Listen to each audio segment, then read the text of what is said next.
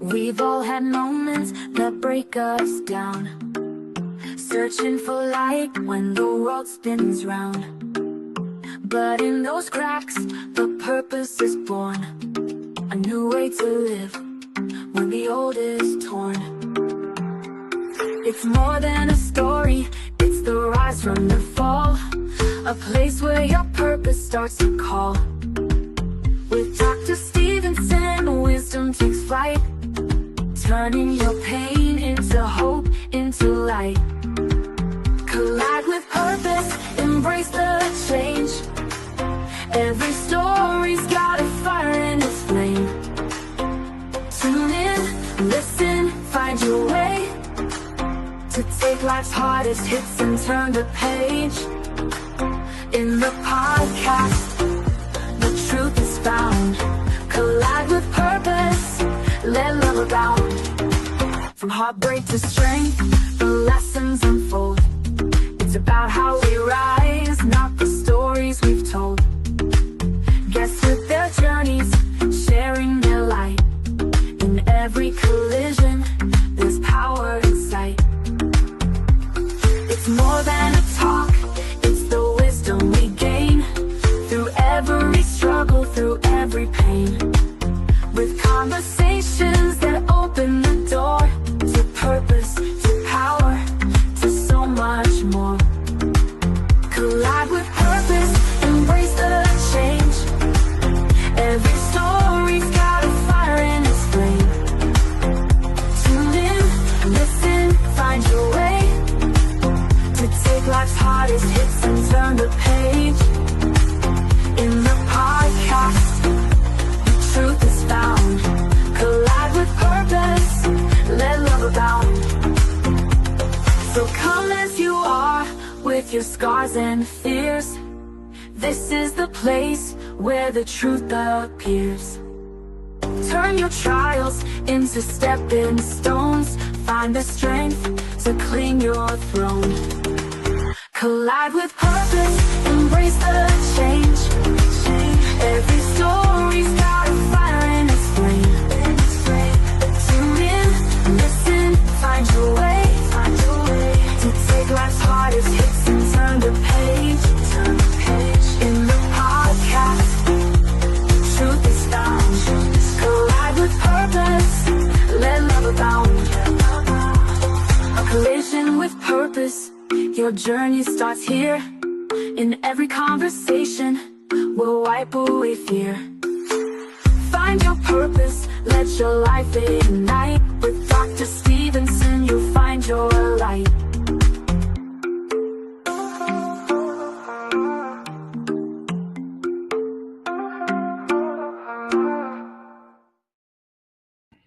Good morning, good evening, good night, wherever you're joining us from. Welcome. Welcome to Life-Changing Conversations to Inspire Actions. I am Dr. Laxley. February is recognized as American Heart Month. Across hospitals and health systems, we're encouraged to monitor our cholesterol, manage stress, and protect our cardiovascular health. But tonight on Life-Changing Conversations to Inspire Actions, we're going deeper. We won't just talk about the heart that beats. We will talk about the heart that feels, the heart that remembers, the heart that carries wounds no scan can detect. Here's the truth we will uncover today. You can be physically healthy and emotionally wounded. You can appear strong and still be silently overwhelmed. You can succeed publicly while struggling privately. And what we refuse to heal emotionally will eventually affect how we live, how we love, and how we lead. This conversation we're having today crosses time zones because emotional pain has no borders, and neither does healing. Today is not just about awareness, it is about action. So let us begin. Our guest tonight is Dr. Sharon, Theeheartlady Reid. Dr. Reid is a dynamic speaker, author, relationship and emotional management specialist dedicated to helping individuals heal trauma and strengthen relationships through conscious, heartfelt communication. She holds a doctorate of divinity and in transpersonal psychology, and is a licensed healthcare professional, mental health instructor, life coach, and hypnotherapy instructor. What makes Dr. Reid unique is her ability to integrate evidence based science with heart centered wisdom. Her message is clear: healing starts in the heart. Dr. Reid, welcome to Life Changing Conversations to Inspire Actions.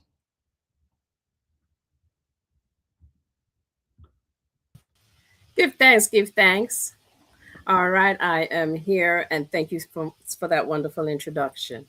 So, here to support you, my brethren. How are you today? I'm doing awesome, and I'm doing even better having you on the platform. Wow. Thank you so much. So, so what would you like to chat about? Well, we're going to talk about heart today, but in a different way. But Okay. before we go into that, Hmm. you know, let us look at the person behind the conversation. Who is Dr. Reid? Can you share a little bit about yourself? That is a loaded question. Who Well, is? let's Who load it up is? with the answer. Give me a loaded answer. How about that? Who is? I am who I am. Mm, Uh, I am a woman with strong conviction and in high values and integrity and respect. mm, On my personal life, I've been married over 40 something years. Um, I have five adult children. The youngest is 37. I have nine grandchildren. mm, Fun fact, I love martial arts. I love to read. I mm, love music and I love to dance. And then all the other stuff you already said, that I work as I facilitate workshops, I coach, and I give keynotes to recognize how emotions and the body have a connection, a true relationship. mm. And I help decrease inner conflicts, mend broken hearts, and really guide people to make healthier choices. And so that's a little bit about my personal, a little bit about my work. I've been working in this field for about 15 years. And prior to that, I worked in and out of hospitals as a respiratory therapist and worked anywhere from infants to geriatric stage. So I'm a very versatile person in the health and wellness industry. And I love the heart. Uh, Mm. the heart is the connection between the upper body and the lower body. And the heart has its own brain. The heart keeps long term, short term memories. The heart has so many intricacies. And I know that when we live through the heart and breathe through the heart, we spread love. So that's a little bit about me. That's a little, I hope that answered your loaded question. actually a loaded question. You load me up with the answer. Hey, I love it. I love it. Right? Talk about reciprocity, right? oh, there you And go. and and coming through in talking about yourself, I hear life. I love life. Yeah. Love life, and that's what it's all about. You know, Mhm. there's something that you say. One of your tagline is Mhm. that healing starts in the heart. Mhm. And during American Heart Month, that phrase carries deeper meaning. Yeah. So, what does healing starts in the heart mean for someone who's silently carrying emotional pain? Well, they already know the emotional pain is in the heart. Uh, what happens physically has already happened emotionally. And starting in the heart means looking within. Too many times we want to heal and we look without. We're looking for doctors, we're looking for medication, we're looking for to talk to someone else. But first, we have to recognize what's going on in our body. What is it we thinking of? How are we focusing our thoughts, and how our thoughts shape our beliefs and our behavior? And so, I say healing starts in the heart when we start to look within, because that's where it carries the wounds, the emotional wounds, the trauma, as people call it, the hurt, the pain, the heartache. These words are not by mistake when we talk about heartache, when we talk about um, high blood pressure. All of these things stem from the heart. So that's my take. All from the heart. Look within. That's where it's all at. So, you know, calling often emerges from experience, right? You, Mm. at what point and did you realize your work was not just healthcare, but heart care? When Uh, did you make that discovery? I made that discovery after working in the hospital. Then I worked for private practice, and then I worked as a health coach. And while I was working with the health as a health coach and with the providers, we as health coaches go a little deeper and not just telling the patient or the client what to do, but we tell them how to do it. And I recognize that you can tell people to do things like the doctor will come in and say, hey, you have diabetes, so you need to sleep more, you need to lose weight, you need to do this, so you need to eat better, all of these things. And then the health coach will come in and say, these are the things that you need support with. Which one do you want to work on first? And they maybe say, if I could just sleep. And so we work on sleep, it's shared decision making. And I had a particular client who was on the verge of having to take insulin injections. And she started to cry. And I said to her, I know you don't want to take needles, but look, your levels, and we call that the HA1C, it was so high that you have to now take injections. And I said, but I noticed that you're taking blood pressure medication. How come you remember to take that, but you don't take your blood sugar medicine? And she says, oh, because it's 3 times a day. And I don't have time to do it 3 times a day. I can remember my blood pressure because it's only in the morning and I take it before I leave. I said, oh, okay. So I went to the doctor and I told the doctor, hey, can we have an extended form? So that means that so she can only take one. And she said, oh, no, she can't. And I said, if she remembers to take her blood pressure, she'll remember to take that. So we put her on a 3-month trial and she took it, came back. It was 11 something. It went down to 5 something. Wow. So that's it on the physical level. But also, what we talked about is what's going on. We understand that when we have things like diabetes or high blood pressure, something emotional also is going along. And diabetes also can mean that on an emotional, metaphysical side, is that they've lost the sweetness, lost the joy in their life. Not necessarily a loved one, but maybe there is a goal that they wanted to attain. Mm-hmm. So there's many things that how individuals will take things to heart, right? Um, and so when we find out what was giving the sadness, and going beyond that, and letting them be able to understand how the sadness is taking over their emotions and their physical body, people begin to heal. People begin to heal. And this young lady, after coaching her, I started to ask her if she had any sadness in her life.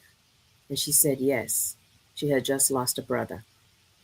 And we started to process and really say goodbye on another level besides the funeral, and teaching her things that she can do to uplift herself. And that's when I recognized that, hey, the heart speaks. And if we start healing from the heart, everything else will fall into place. Wow. There's more to the story, There's There's more more. to the story. Yes, yes. All right. So, stress is a risk factor, Yeah. big risk factor. Yeah.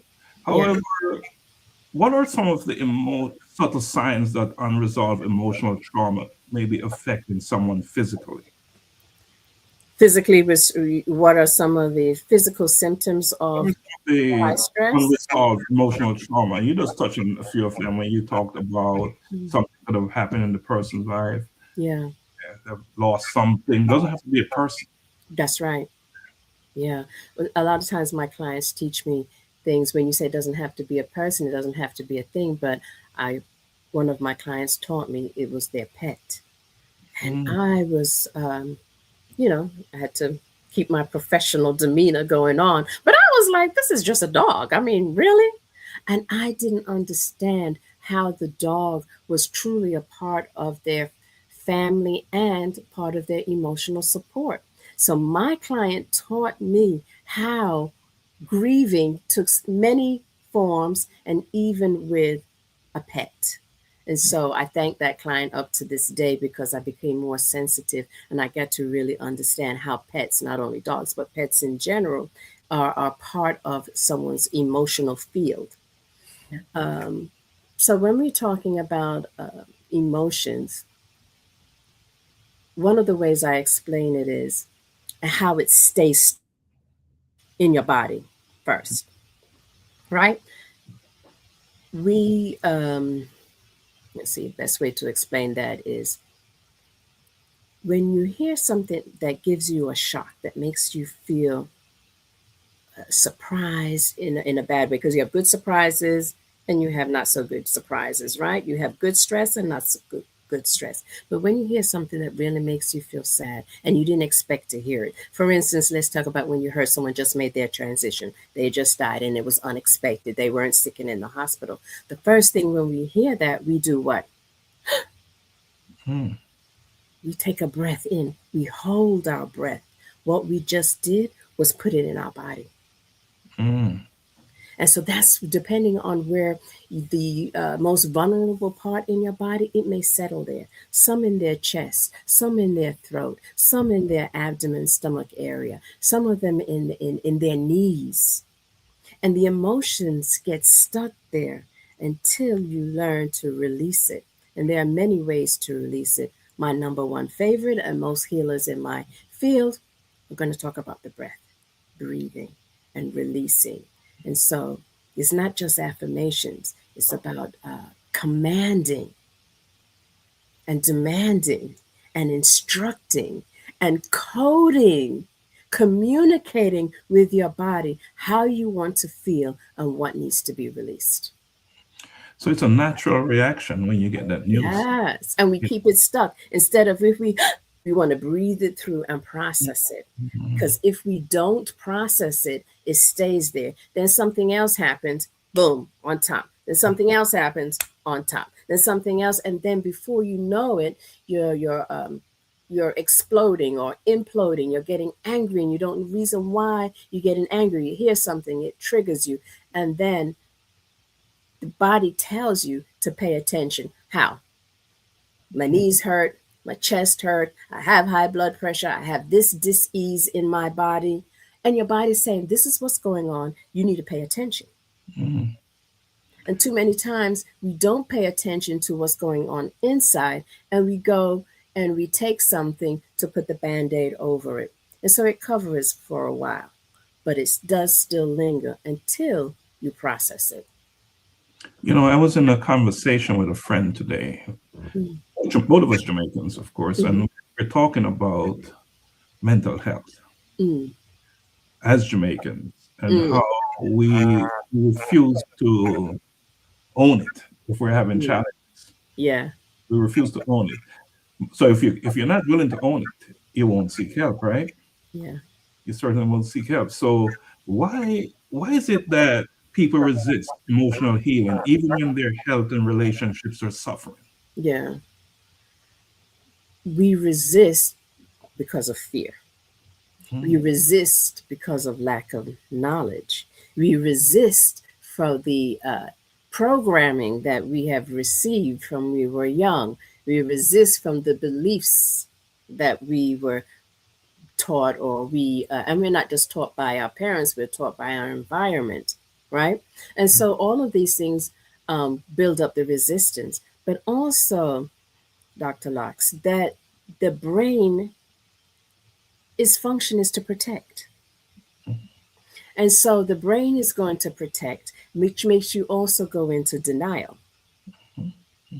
And so once you go in denial, disbelief, and then you make up all these excuses, because you're afraid of the truth. And also, you know, people are so judgmental. There's a lot of judgment out there.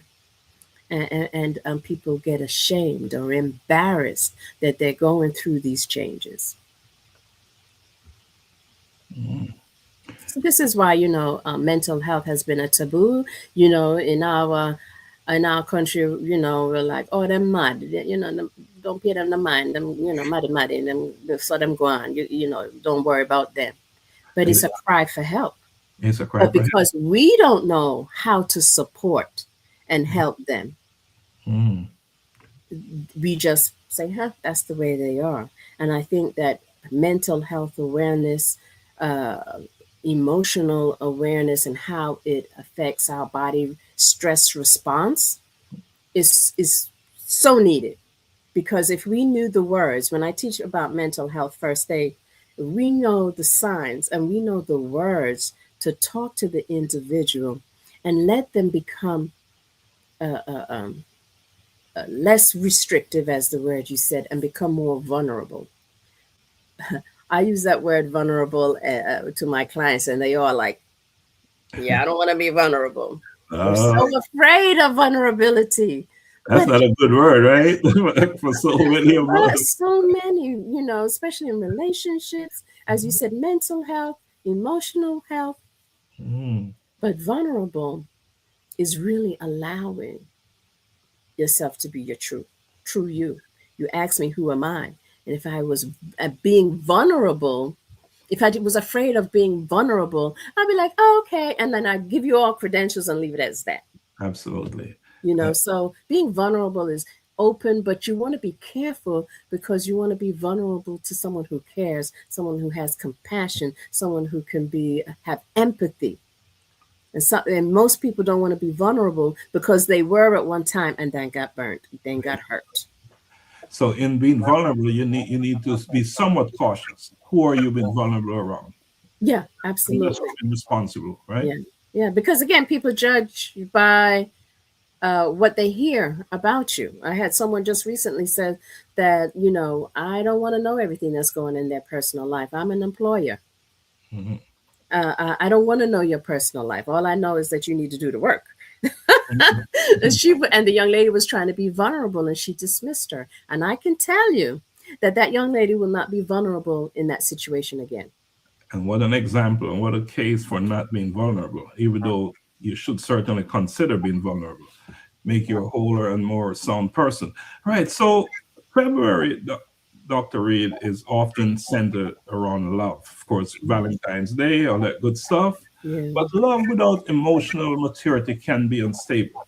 What Hmm. is the difference between reacting emotionally and responding intentionally in relationships? Hmm. In relationships in particular, emotional intelligence and maturity is based on, again, your level of communication, your communication style.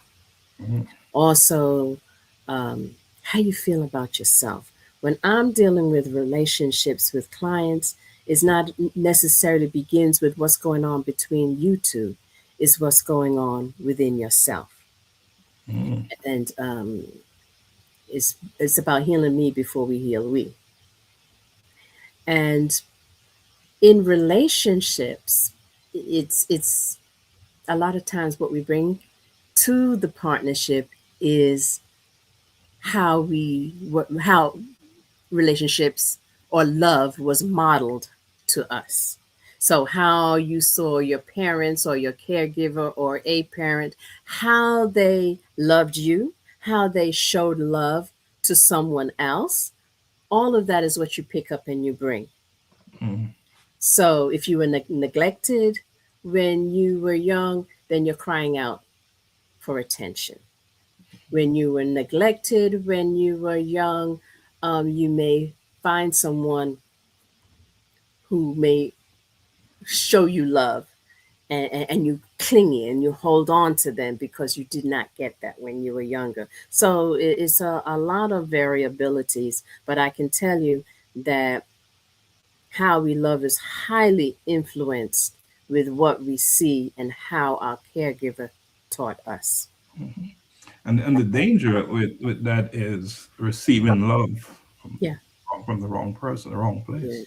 Actually, I don't believe that you get it from the wrong person. I think that everyone that Mhm. comes into your life is there to teach you a lesson. Okay, that makes sense. It's what is will you learn the lesson? Is when you learn the lesson. And if you don't learn the lesson the first time, it comes around double the second time and worse until you get it. Some Double learn, people never get it. double learn it, right? And how many times can you afford not to Yeah, learn it? yeah. And so that, I always like to emphasize when young ladies or it don't these days doesn't have to be that young, but when a woman is carrying a child Mhm. within her womb, how important it is to find emotional stability, some balance, some happiness, and to be able to heal those wounds. It's best if you try to heal some of your wounds before you have a child because emotions carry on in your DNA just like characteristics, traits, physical traits, characteristic traits, the emotions also show up. And so that kind of goes more into intergenerational trauma because we carry all of that within our system as well, within our heart. Wow. Dr. Reid, I'm traveling to Kenya Mm, in May okay. this year. Bringing a team, maybe about 12, 14 of us. And where's my ticket? Look, I got my Kenya ready, Kenya jewelry on. You're ready, you're ready, you're ready. Because I know you're African, right? We are, right? Always. Was it Peter Tosh that did that song? No matter where you come from, I'm an African. That's but as long right. as you're a black man or a That's black woman, you're you're like an African, African. right? Yes. So true. So we're traveling to Kenya. What can you share? So we have folks from Kenya listening and will be Hmm. watching the broadcast. What can you share? So, keeping with the theme of heart health, Mhm. I realized that in Kenya, there is a high percentage of those that still smoke. Around 86% still smoke, which is a big, big danger to the heart. It is a higher risk for heart, what we call cardiovascular disease, right? So the smoke interrupts the respiratory system and the cardiac system works together. And the heart pumps the blood. And when it's pumping the blood, it goes through the lungs and then up to the brain and down to the rest of the body. When we have interruptions, the smoke and the chemicals in the cigarettes, they interrupt the process, just as the food that we eat interrupts the process. Now, all across Africa, heart disease is on a high uh, because we've introduced so much processed food. We moved around from the ground food. And then we have a lot of other variables as economic stress, relationship, heartaches, and so forth. So and then of course we're doing a lot of stuff online, so we're even more sedentary, right? And so Right. all these combinations are creating cardiac vascular disease. Um, it's still Heart disease is still the number one disease globally, including all the cancers. It's still the number one cause of death.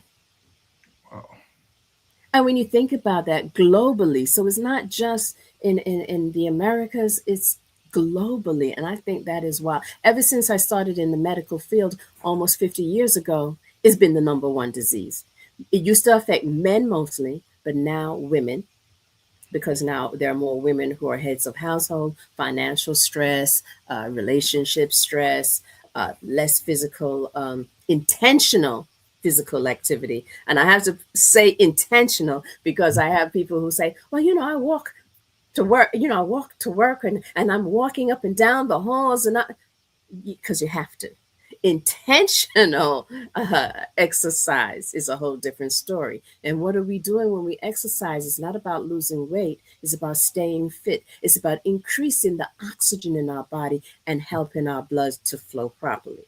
So I can go on and on with that. But in Africa at large, the risk factors are always lifestyle choices, right? Um, and that's the gist of it, lifestyle choices. And of course, accessibility. Yeah. And of course, awareness, screening, continual screening and pre-screening. Those are the issues. As of 2025, the prediction of premature deaths due to cardiovascular disease, guess how high? Just give me a percentage. They put me on the spot there. I would say Yes, just a number. about 40. Absolutely. 43% in men and 52% in women. Yeah. I mean, that's a That's lot. that's Half. that's high. Half. That's all. Okay. Yes. So That's we, not a good number at yeah, all. it is not a good number. And Uh, so you can tell why I'm passionate about spreading the knowledge of heart disease. And even I'm a CPR instructor.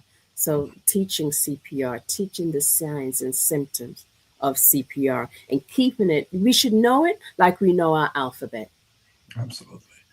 It's coming out very clear. You do many things, but they're all connected. There's connectivity. There's alignment with Yeah. all things that you do. Yeah. And so, there's a pattern there. But you said it earlier that the heart is built to protect us, right? It's literally built to protect us. It's just structured that way. But we know that growth requires unlearning. Sometimes you have to unlearn some of the things you know in order to grow. Mhm. What emotional habits must people unlearn to build healthier relationships? To build healthier relationships. I actually said the brain is Mhm. to protect us. Yeah. The heart is where our truth is. The heart is where our home is. Home is the heart holds our short-term and long-term memory.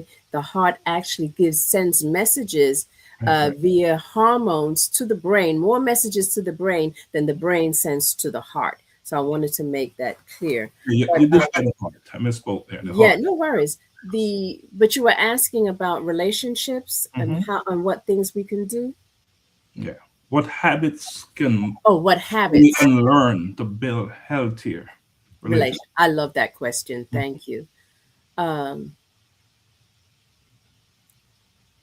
Communication.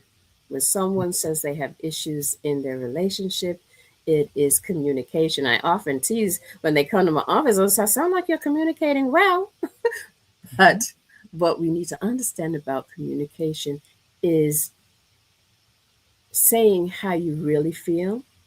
And I find that people have these expectations. Expectations brings disappointments. So I recently did a 30-day challenge with a couple who were having a lot of issues. And the best habit was to every evening was sit down, find a sacred space, never the bedroom. Bedroom is only for two things, right? Two things. You know those two things, right? Yeah, you can say it if you want to, but yeah. The bedroom is for only two things, Okay. okay?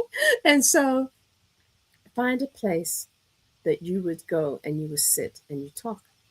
And so I would give them 10 questions to answer, to re-engage, get to know. So every so often we need to check in with our partner. How you doing? How you feeling? Do you feel supported? What do I need? What do you need?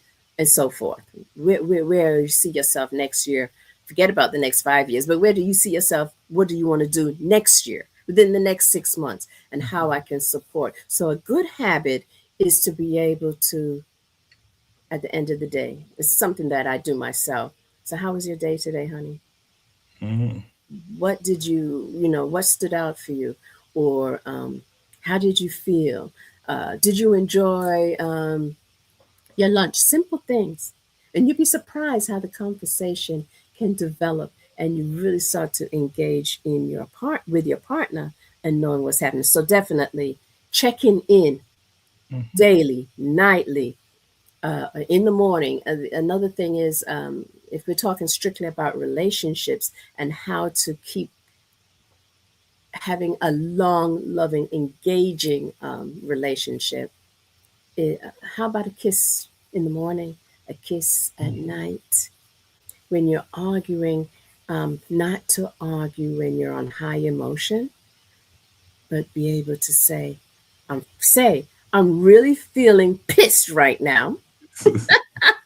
I mean, call it like it is. You're frustrating me, and I Mhm. want to say some things that I really don't mean. So, can Mhm. we just take a breath and talk about this in the next 30 minutes? I say don't let 72 hours pass because then it's cold. Mhm. Some people say 48 hours, but don't. And then you hear also people say don't go to bed angry. You can try that, but I've found that in the morning, it hasn't. If it hadn't been solved, then in the morning you're still thinking about it. Yeah. So sometimes the sleep will give you a different perspective. Mhm. However, if you can solve it at the time, that is best. And so get clarity.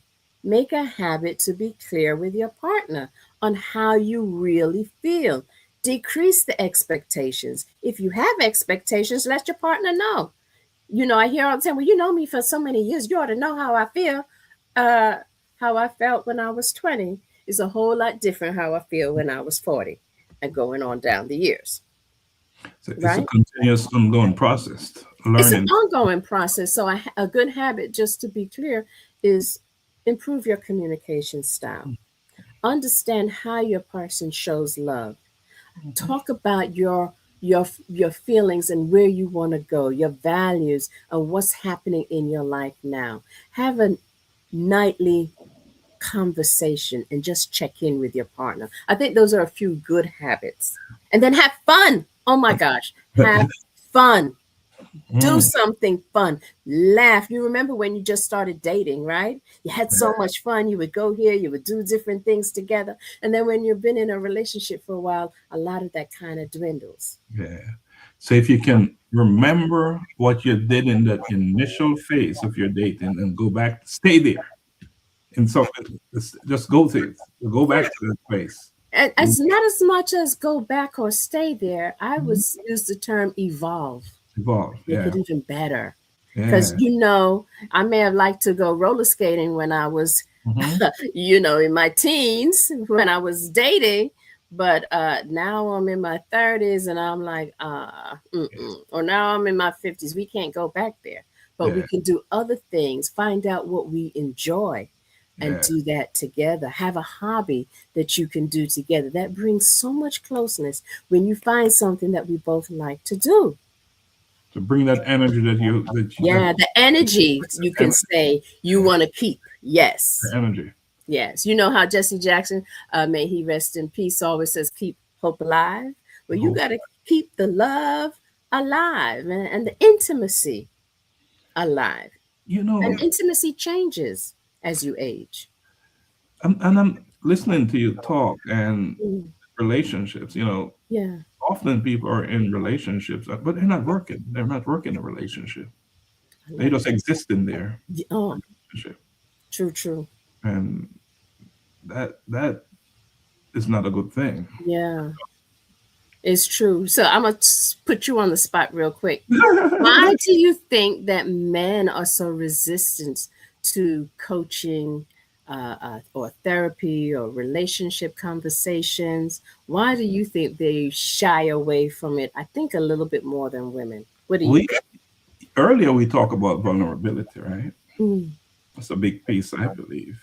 mm, We can't be seen as vulnerable, and often when you're having these conversations, you have to open up and reveal certain things about where you are. And mm, for some men, it's perceived, and I'm only say perceived as a sign of weakness. mm-hmm. And you know how men wrongly see things. I should say Yeah. wrong, that it is weakness. So Yeah. certainly, anything that is going to bring healing to you is not weakness, Mm, right? yeah. So I believe that's one of without putting it all out there. I think that's one of the reasons for sure. Yeah. Yeah. Yeah. It's true. They don't. Oftentimes, I get them to come talk to me is because, I've been in a long-term relationship. I'm not like those others who've, married and divorced or been in relation in and out. I've been in a stable relationship for many years. All my children are with my Mhm. husband, and so a lot of times they respect that and will listen Mhm. a bit, a little more, because it's just a conversation. I don't know what men think it is Mhm. that, like you said, the vulnerability. I'm not going to tell people. I know West Indian men. I'm not going to tell people my business, and we've been taught what happens in the home stays in the home. We're not chat my business. I'm about to Mhm. talk my business, and nobody else can tell me what to do, right? So Mhm. this is what we hear, and the belief systems. But you'd be surprised how having someone objective outside can give you some insight. Yeah. Yeah, Yeah. It's you cannot be objective about something when you're living in it. when you're in it, right? You gotta Yeah, have that bird's eye view, so to speak, yeah, right? That yeah. eagle's view to see Correct. what is really going on. You know, Dr. Reid, you integrate science and spirituality Hmm. into emotional healing. And why do you find that some people will either lean into science or spirituality, but not both? And what are the benefits of doing that, bringing it all together? I'll start with the benefits. The benefits of is there are some people, men and women, are more linear thinking, right? Those that use their left brain and they mathematical analyze, really try to decipher, analyze, break things down, and so it's important that you understand how the nervous system works, how the brain works, how the heart is more than just a pump and a muscle and an organ. And it's important that we can show scientifically that these are the changes. There's the new thing now talks about heart coherence, where we can actually show people like Joe Dispenza and Dr. Bradley Nelson and so forth. They can show you, Greg Braden, they can show you how, when you're upset on a graph, how your heart rate uh, um, affects, how your breathing affects, and how that affects your brain. And so sometimes I like to go very scientific when I'm dealing with clients who have anxiety, Mhm. because it can show what's happening with parts of the brain and how that is messing with their head. Oftentimes, people identify themselves with the anxiety, with the labels, and I don't label. I don't like the labels, because once we begin to label a person, they think that they become it. So, with that being said, is do showing the science also now is proving how what's happening in your body. And as I said earlier, it is a mind and body reaction, what's happening in your mind and also what's happening in your body. And so in my practice, I love to merge the science with the holistic strategies and remedies, which really become the spiritual work. And so the spiritual work is what we're doing. If it's breathing, if it's meditation, if it's acupuncture, if it's qigong, all of these things help to build that bridge and to keep that connection with having a healthier body and a healthier mind. Therefore, our emotions are we're able to uh, manage our emotions in a Mhm. much more compassionate way for ourselves and for others. And so, with heart, since you brought that up, with heart, there is a Qigong exercise that I teach people who have high blood pressure, is to do cupping. So, we cup our hand and we cup along both arms. This Mhm. helps circulation because there is what we call a meridian that goes from the pinky all the way to the heart. So tapping that stimulates that. I also teach other exercises that, let me try to find one that I don't have to stand up on. There are points in our wrist that we can press, that also, when I say press or massage lightly for a couple of minutes, that also helps to calm down the emotions and circulate blood throughout the heart. Of course, love breathing exercises always work, and there are a plethora of them, so people can look up breathing exercises. There's an energy one that I show most of my clients who are high strung is to put their hands up. And so if you do it, you can feel slowly bring it down Mm. with the breath. And if you do that, you see how relaxed your body gets. So there are certain exercises, and that combines the science of the body, energy, spirituality, all of that good stuff. So that's what I bring, and I know it works. I've seen it work, and I do it myself. I felt a bit relaxed just watching you. I know it's Yeah, it's really good for anger. The other day, I had someone, she was so angry, and I told her to hold your fist real tight and then just throw it behind you. So if I was standing, you would see me hold my fist up really tight and then just release and throw it behind me. And I was like, yeah, because we're releasing. We want it behind us. And so you could muster it up and then relax it. And that puts your body, helps your brain, helps the nervous system, the Mhm, sympathetic nervous system calm down because you're talking to your body when you're doing some of these physical activities. mhm. And talking about talking to your body, let's talk about forgiveness. That's a big one. That is a big one. Yeah. What role does forgiveness play in freeing the heart? Mm, I love that. Um, when you don't forgive, and that is, we're keeping a cage around our heart. We Mhm, are imprisoning our emotions. When we don't forgive, we're actually telling the person who's angry at us or who we're angry at, you have the power and the key to to unlock my emotions. And as long as you stay angry or upset or do not forgive the person, then you are hurting yourself more than you're hurting the other person. That's why the cliche is forgive yourself first, mhm, right? Or forgiveness is not for the other person, forgiveness is for you. That's the most common phrase, which is absolutely true. Forgiving is a compassionate action, it's a loving action. And so forgive while you're learning the lesson or have understood why you're upset and why it's necessary to forgive. It's necessary to forgive for your own personal health. And so there are many stages of forgiveness. There are many stages. People have heard of the five love languages. Well, there are also five apology languages. mhm. And when you understand your style of apology and you understand your partner's style of apology, and even if it's not your partner, I can look at you and I can say, well, this is this is how I'm feeling. And so that you can tell me how you're feeling.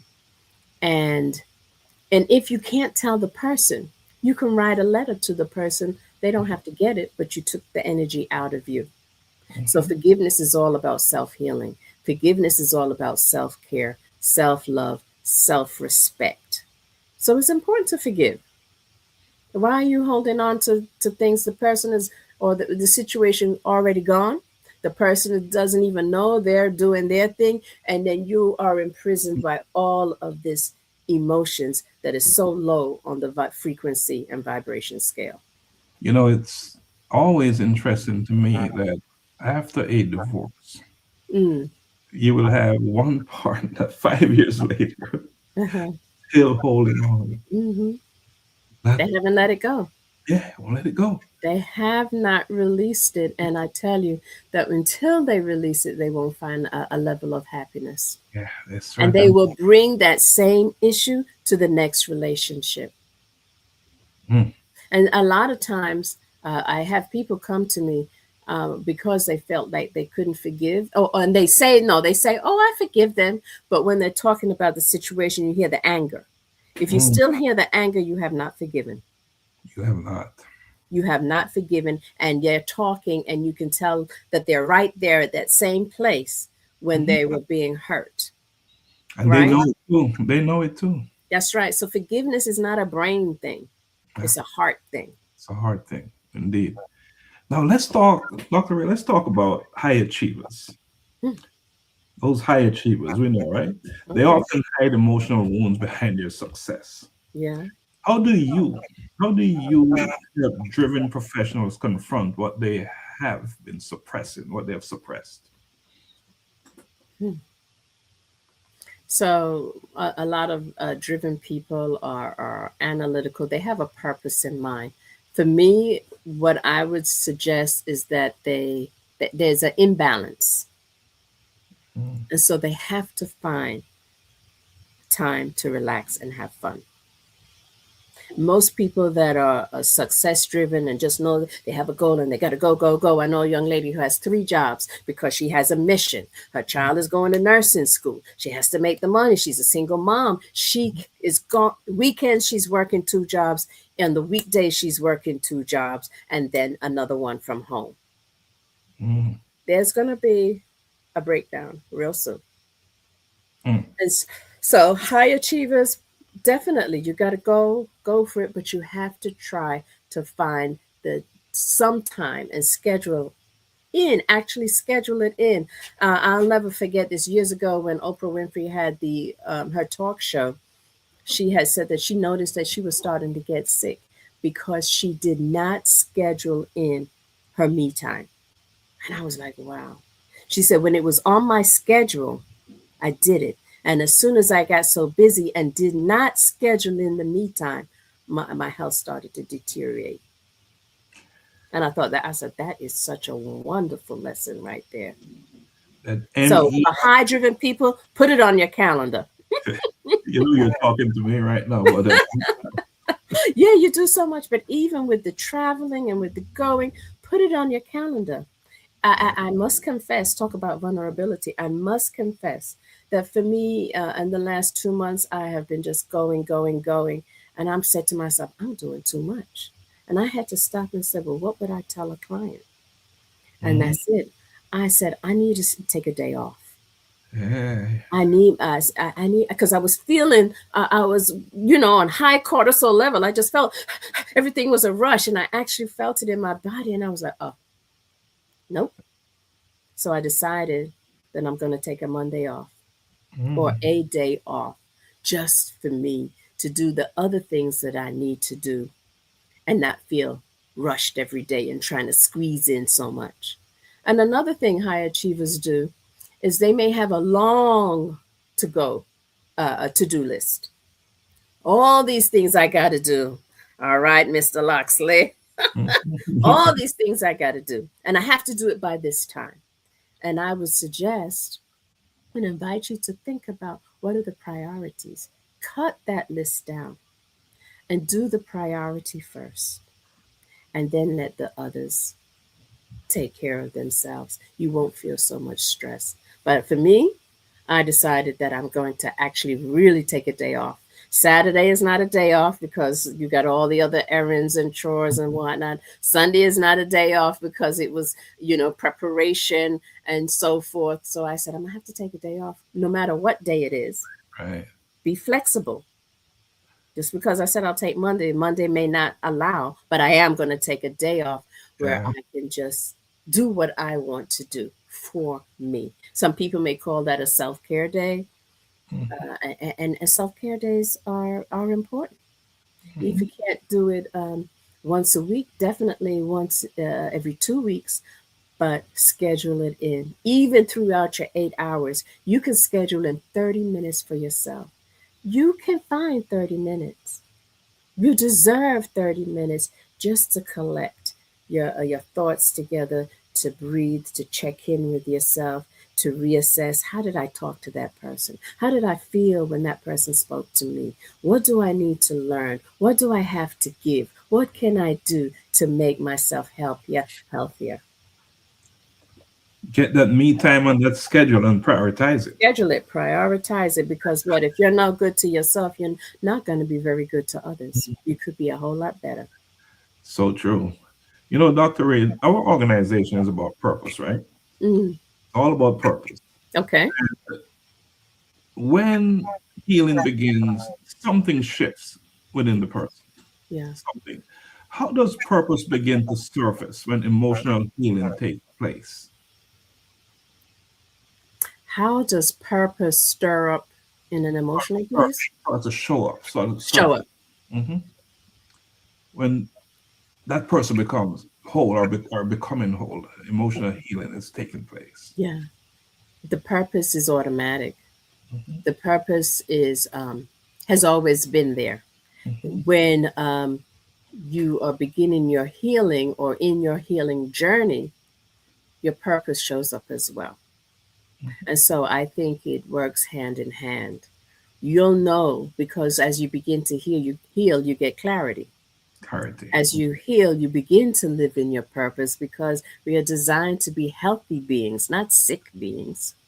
And so, therefore, um, the purpose shows up without you even recognizing it. I mean, you will recognize it. The purpose shows up without you having to work on it. Work on it. It shows up. You don't look for purpose. Your purpose is already within you. And when you're healthy and you have healthy practices by sitting still, being quiet, taking that me time, making yourself priority, understanding what your values are, living with boundaries, your purpose shows up Mhm. automatically. Automatically. Clarity, clarity, clarity. Dr. Reid, this segment here, I call it quick fire reflections, right? Let's move into what I call instinctive responses. I'm going to ask you next three questions, just one word answer, okay? Uh-oh. You didn't tell me about this. Healing or avoidance? Which shapes destiny faster? Healing or avoidance? Yeah, which one shapes Healing, of destiny course. faster? Healing, of course. Love or fear? Which drives most relationships decisions? Which drives most relationships to what? Decisions. Love or Oh, fear? Which fear. drives most relationship decisions? Fear. Mm. Talk to me about that one. We gotta go into that one. I know you was expecting me to say love. I think, No, I no, think, no. I had no expectations. I just okay, wanted to good, ask. good for you. No, I think fear drives most of the decisions because either they're fear of what the other person's going to say, what the other person's going to think about them, fear about what the future may be, fear of what the past was. So I think fear in the guise of protection shows up. Hmm. Wow. All right. Science or spirit? Which speaks louder in emotional recovery? Oh, that's a good question. Science. Mm. We're gonna leave it at that. One word that defines this seasons of your calling. One word that defines this season of your calling.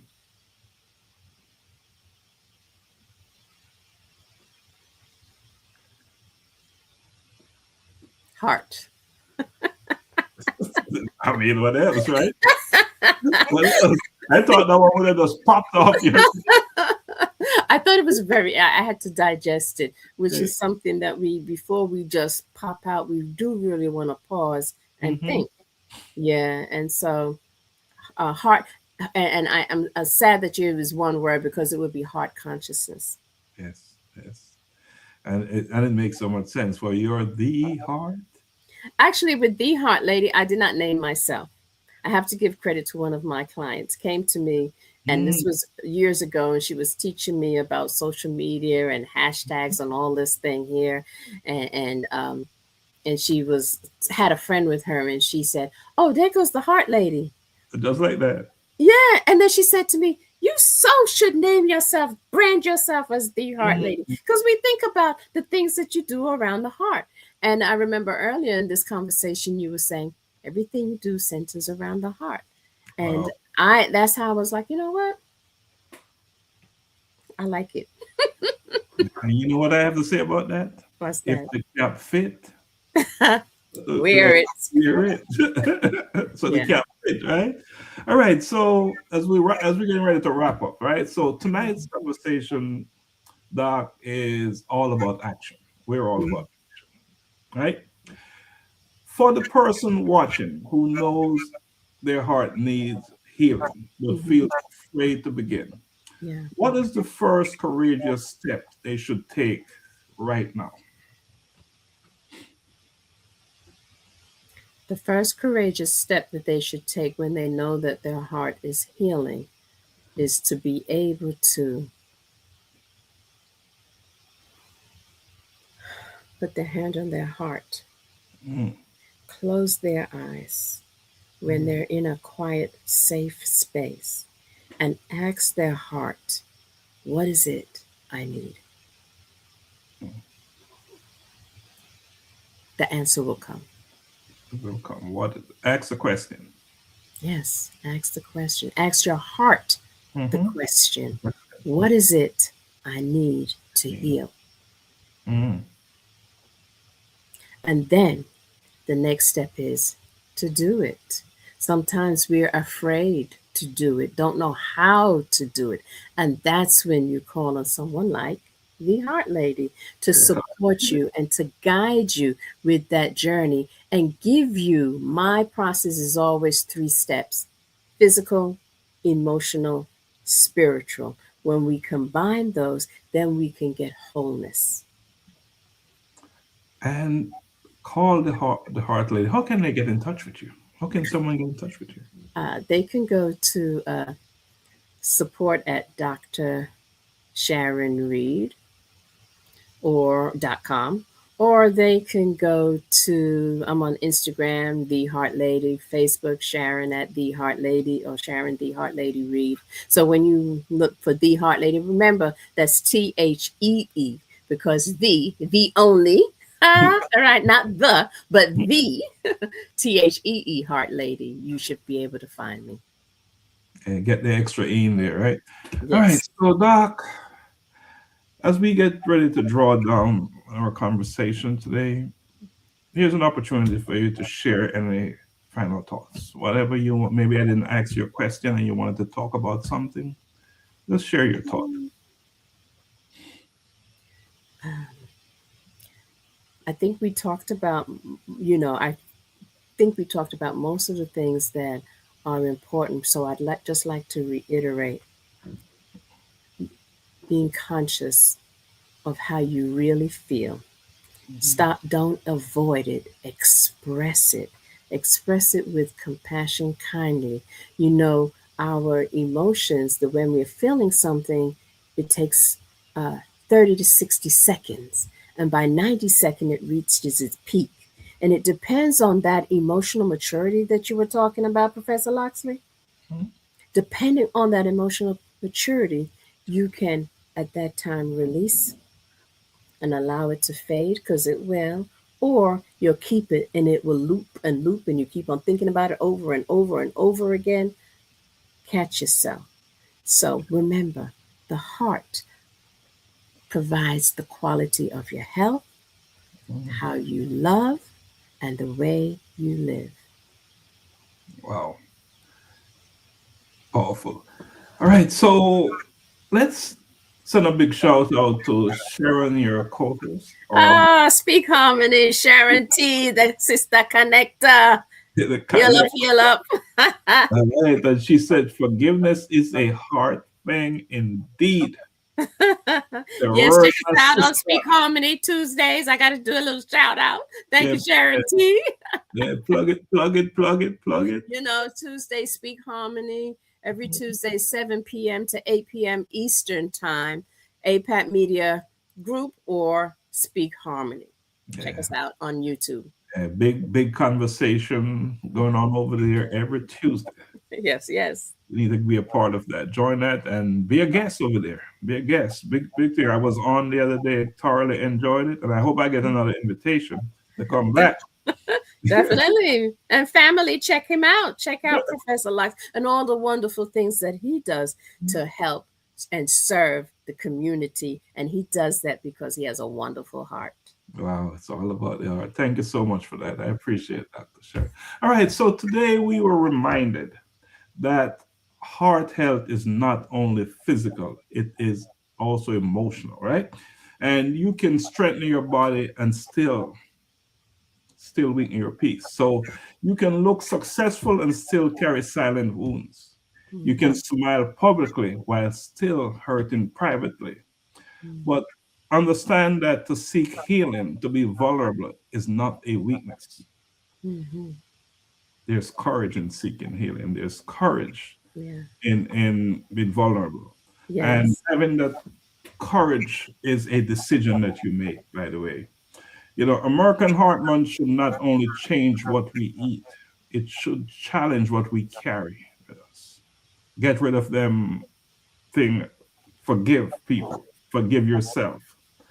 You know, Dr. Sharon Reid, the Heart Lady, Reid, I just want to thank you for sharing with us today, for empowering us, and to giving us all its wonderful information, and for reminding us that emotional strength is not suppression. It is That's more right. about self-awareness. Yes. More about self. And to everyone watching from wherever you are in the world or will watch this program, do not ignore what surfaced in you today. Make the call, start the Yes. conversation, That's seek right. help, Mhm. release the weight you're carrying, because this is not just content we're pushing out here, it's real stuff. You know, so this is life-changing conversation to inspire actions. My guest today was none other than Dr. Sharon, the Heart Lady Reid. And with that, I will give you the last word, Dr. Reid. Oh, Take us yeah. out. Give thanks, give thanks. Big up life changing conversations. Continue to inspire action. Um, the heart also has a very spiritual component, and you talk about the science. It has been measured how that the vibration of the heart, it can are at least 12 feet outside our body. That's scientific, but that is spirituality. We also can pick up the vibes. So listen to your gut feeling because that really is part of your heart. Listen to it, follow it, and I'm sure you'll be right on track. All right. Listen to your gut feelings. So said the Heart Lady. We're out. Blessings always.